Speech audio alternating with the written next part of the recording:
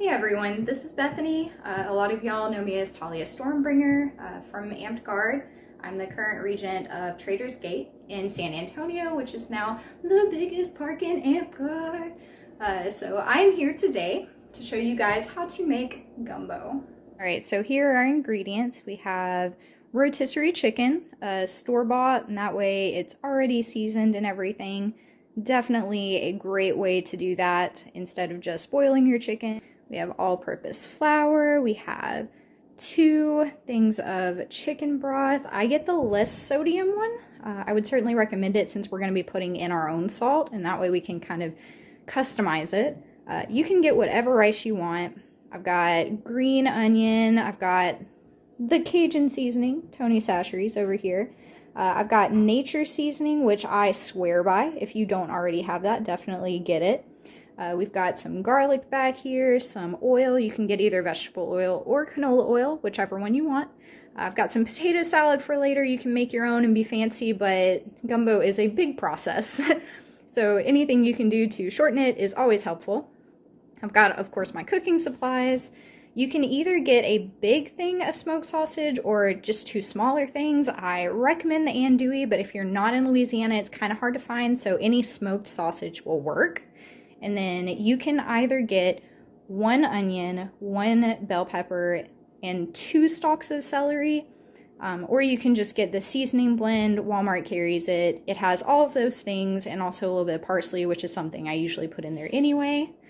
So those are your ingredients right there. All right, so I'm going to go ahead and deconstruct my rotisserie chicken so that it's just the meat.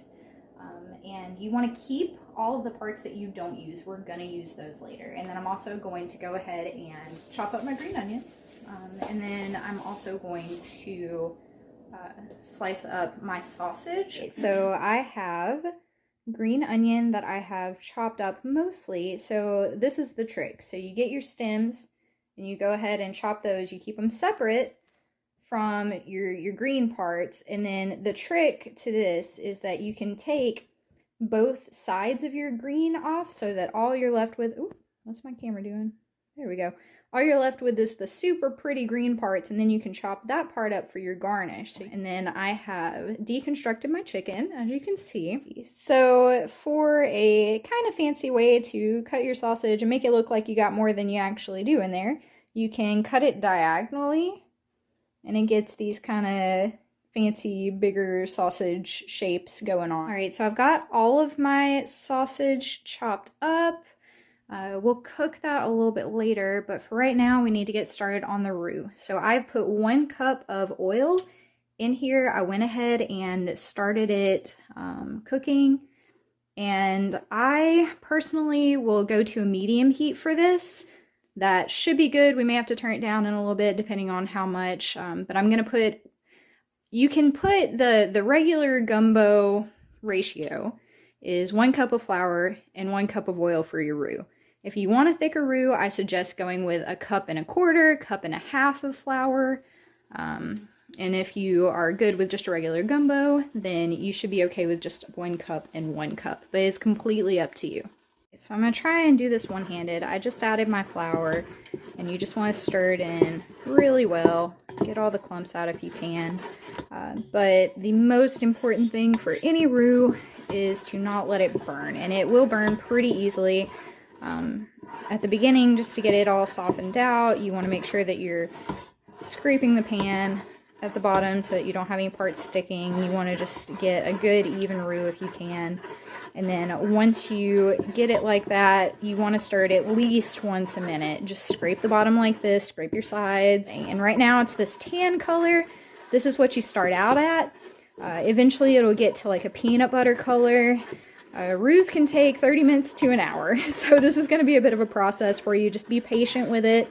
If you turn it up too high, you will burn your roux and it's not going to be any good. So just be very cautious, very patient with the roux. Needs a lot of TLC, and it will reward you for your efforts.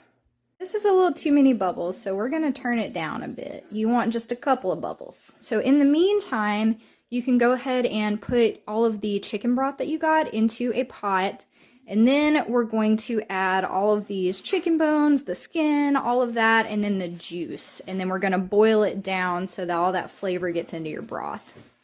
All right, so it's almost to the color of about peanut butter. So before we pass the point of no return with our roux, and we have to sit here and stir it constantly, I'm going to go ahead and for the chicken,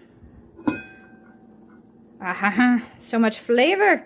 Okay, so what I'm going to do with that, let me turn that sideways. What I'm going to do with this is I'm going to sift out all of the bones and everything, and I'm basically just going to leave it with a liquid. So you're going to use this, and I'm not going to try and hold the camera and do this one-handed. So I will be back here whenever I get all the bones and everything out and you just have a clean broth. Alright, so we are about the color of peanut butter right now, verging on the color of caramel. And right here, as you'll notice, I have basically 0 bubbles happening, and that is because I have turned my heat very low. Whenever you get to this stage, it will go from this color to milk chocolate colored, which is your goal. It will go there very fast. So turn your heat down, be extra patient. Just to give y'all a time frame, we started this at about 12:10 for the roux. So that's about how long it's taken up to this point. And you want to go ahead and make sure that you have your broth nearby. As you can see, it's sifted, there's no more bones in it. And then you want to have all of your veggies. In the meantime, if you have your broth sitting over here and you have the time to let it sit for a little while and start cooling down, you'll get a little bit of a film that's just like the oils from the chicken. And you can kind of skim that off the top if you want. You can do it later whenever you get all your sausage and everything in your gumbo. You don't even have to skim it at all. But know that that is an option for those of you trying to be a little more healthy. Gumbo is not healthy though, fair warning. So we're almost there, but this, I couldn't help but be reminded, now that we're at almost an hour and 45 minutes into the roux, why I don't make gumbo that often. It's very time consuming. It's simple, it's delicious, but it is very time consuming. And it kind of reminds me of tattoos in a way, because I'm always like, oh, this hurts. Why do I do this to myself? And then you give it a few months and you're like, I do have this spot on my arm that I want to cover. And gumbo's kind of the same way like that. You put a lot of time and effort into it, and then you're like, why do I do this? And you give it a few months, and then you're like, oh yeah, I'm really craving gumbo. And you do it all over again because you love it. Alright, I think we're there. I turned up my heat a little bit in the home stretch because I kind of wanted to help it along. But I think we're there. So I am going to turn off my burner. I am going to scooch this over off of my heat. I'm going to take my vegetables.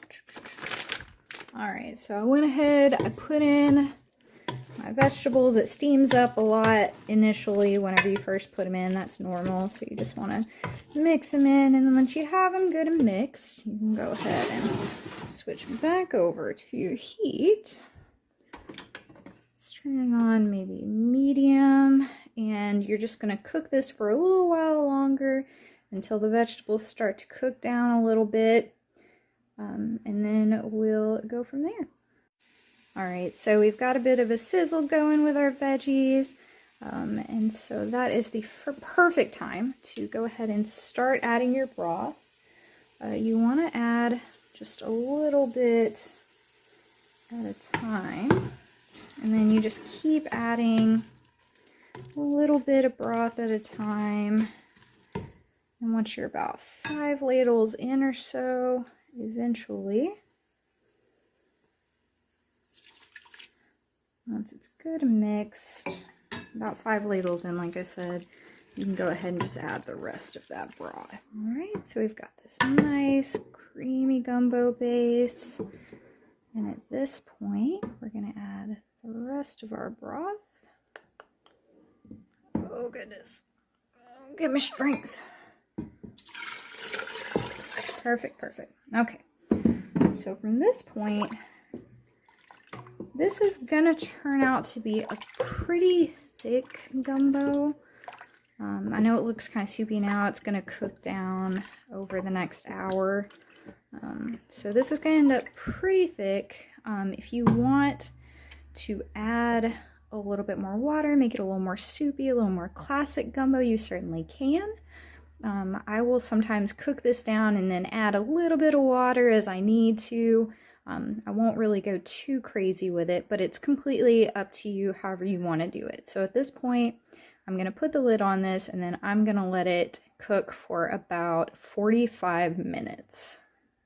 All right, so while you've got this boiling, which it's going to take quite a while, and I go ahead and put a lid on it to kind of help out the process and everything, you can go ahead and get a skillet and brown your sausage just a little bit. I mean, the gumbo is going to cook it, but that gives it a little extra flavor, a little extra profile, I suppose. So definitely go ahead and do that. And then once you brown that, this should be right about closer. All right, so the sausage is browned. I just turned it off. And then once it is kind of finished sizzling, I'm going to go ahead and put that in the gumbo. All right, so my sausage is done.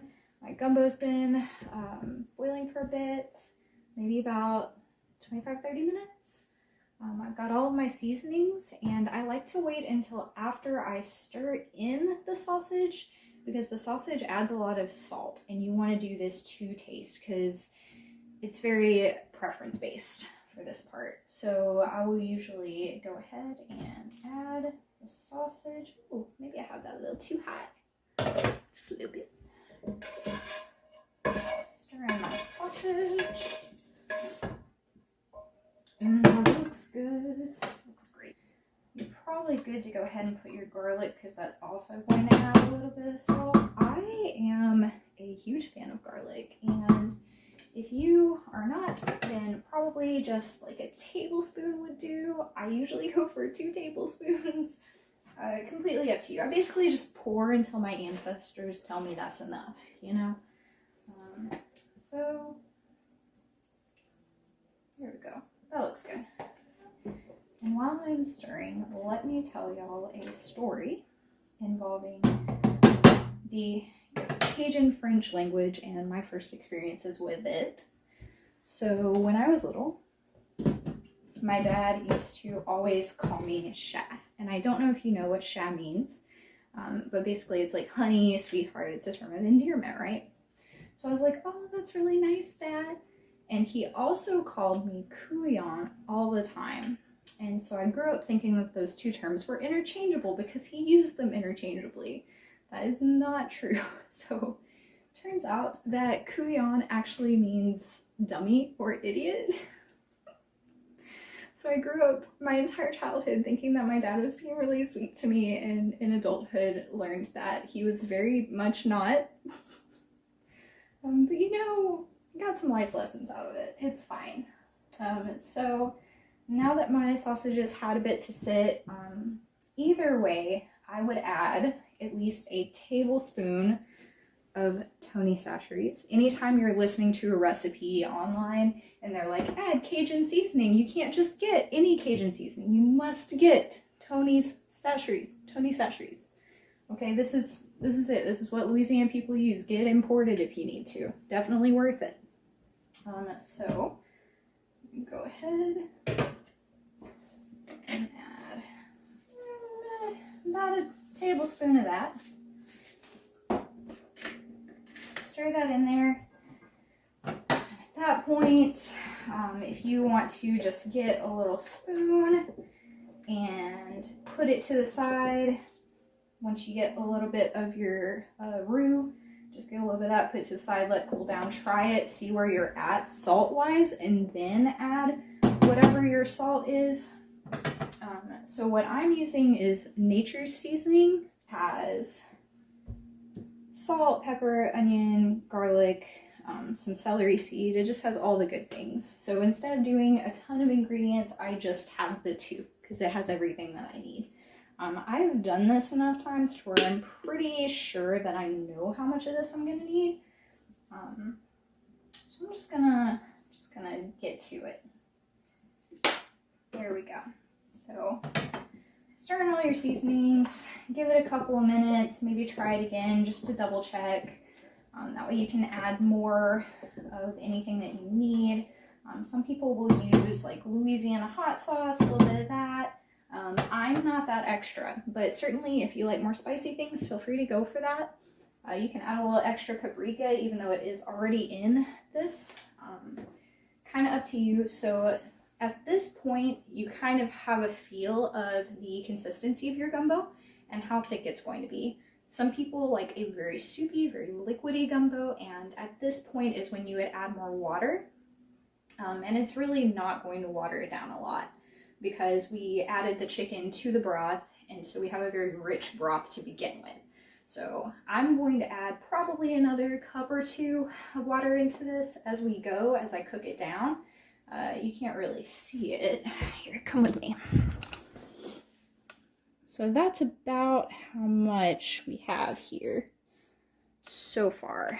So that's kind of what we're working with, and we'll go from there. And it's all a very preference-based thing. The very last things that you'll put into your gumbo are going to be your chicken and your green onion. And the reason for putting the chicken in as one of the last things is because, number one, it's not so much a seasoning thing. Like the sausage adds a lot of smokiness, things like that. The chicken is not so much that. You want that chicken to retain its own flavor. So you don't want it to sit in here and just dissolve into the gumbo, right? So you want to add the chicken in the last like 5 to 10 minutes that you're cooking, just so that it's incorporated, but it's still a separate entity. And then same thing with your green onion.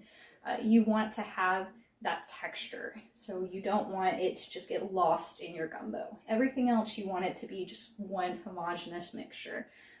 But those two things I wait until the very end to do. So I'm gonna let this cook. We're gonna come back to it right at the 50-minute mark of the gumbo boiling. All right, so we let the gumbo boil for a while and it's just about time. So I'm going to go ahead and get all of that chicken and put it in slowly. And then the last thing is to get the green onion that we got together earlier. Remember that we're saving half of this in a bowl to the side for garnish later. And then this is about the point when I've got about 10 minutes left that I'll go ahead and start my rice as well. You can use whatever rice you want. I know some people are very fancy and they want fancy rice and a fancy rice cooker. I am a much more simple person than that, and I am using minute rice. So I'm making about 5 servings, and you have to remember a serving of rice is like an entire bowl. You're probably going to use about half a serving per person. So this is going to be a lot of gumbo, and 5 servings is going to actually do about 10 servings, especially since we also have potato salad set aside. Usually what I'll do is I'll put a big spoon of potato salad, I'll put a big spoon of rice, and then the rest is just going to be gumbo. That is completely up to you, so whatever you want to do for that part. All right, so we've got our gumbo, we've got a little bit of potato salad, a little bit of rice, and a little bit of that green onion garnish from earlier. And I think that's it. What do you say, Mama? C'est tout, c'est finish. Which means it's finished. Thank you all for watching, and feel free to reach out to me if you have any questions. Bye!